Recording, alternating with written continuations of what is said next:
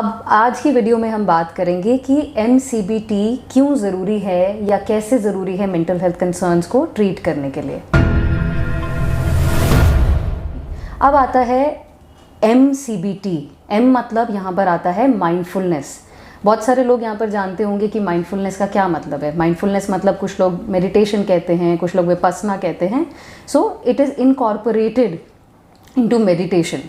अब हम मेडिटेशन और CBT को अगर इकट्ठे जोड़ते हैं तो उसका नाम बनता है mindfulness based CBT, mindfulness based cognitive behaviour therapy. अब mindfulness based cognitive behaviour therapy हमारी ये जो कोर हमारी CBT है इससे कैसे अलग है। अब सोचें, मेरे को पता लग गया कि मेरे कुछ अनहेल्दी थॉट पैटर्न्स हैं और अनहेल्दी बिहेवियर पैटर्न्स हैं।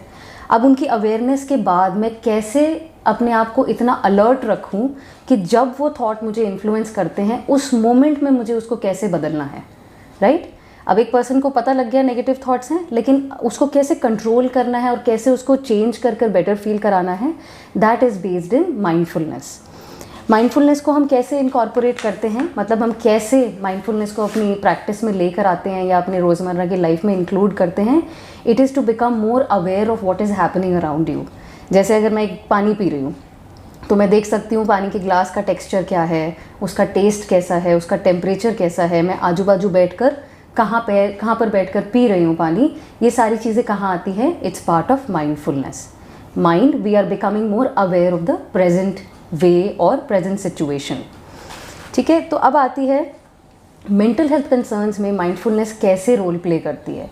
अगर हम किसी चीज़ को लेकर मोर जागरूक रहेंगे या मोर अलर्ट रहेंगे तो हम उस सिचुएशन में अपने आप को अलर्ट और प्रेजेंट फील कर पाएंगे। जैसे मैं आपको एक एग्जांपल देके बताऊं कि मेरे साथ कुछ ख़राब हुआ, ठीक है, somebody gave me a bad news। अब मुझे पता लग रहा है कि मेरी दिल की धड़कन बढ़ रही है, मेरे को हाथ में पसीना आ रहा है, मेरे गला सूख रहा है। All these are signs of anxiety and can also be leading to depressive signs। अब उस मोमेंट में if I am able to just take a breath and tell myself you know what, ये मेरी anxiety है, अभी मुझे कोई चीज़ मालूम पड़ी है, इसकी वजह से मेरी बॉडी रिएक्ट कर रही है। That means I am being mindful of what is happening. And उसके बाद मैं CBT से लर्न करी हुई जो भी टेक्निक्स हैं, रीस्ट्रक्चर करना है, रीफ्रेम करना है विचारों को और थॉट्स को, I will be more equipped to be able to do that in the present. फिर आती है बात इमोशनल रेगुलेशन की। अब जो इंसान अपने एनवायरनमेंट के साथ मोर कनेक्टेड फील करेगा वो अपने इमोशंस के साथ ज़्यादा कंट्रोल पाएगा। That person will be able to feel and experience that I am feeling this and I need to feel this and what do I have to do about that. तो ये सारी चीज़ें, awareness जो है, ये हमारी mindfulness के through आती है।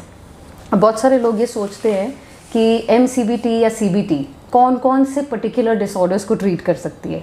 तो इसमें बहुत सारे डिसऑर्डर्स हैं। अर्लियर क्या होता था, MCBT जब बनी थी या जब ये ओरिजिनेट हुई थी, उसका बेसिक प्रेलिम जो बेसिक वो था आइडिया, वो था कि डिप्रेशन का रिलैप्स ना हो।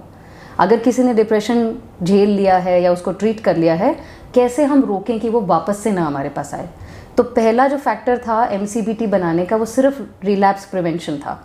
अब क्या होता है, अब depression, anxiety, bipolar disorder, substance abuse, post traumatic stress disorder, eating disorders, obsessive compulsive disorder और इवन आज के टाइम में it's a very recent study कि MCBT के through we are also able to treat chronic pain in our body, जिसको हम फिब्रोमाइल्जिया कहते हैं। बहुत सारे लोगों को दर्दें रहती हैं बहुत तरीके की बॉडी में।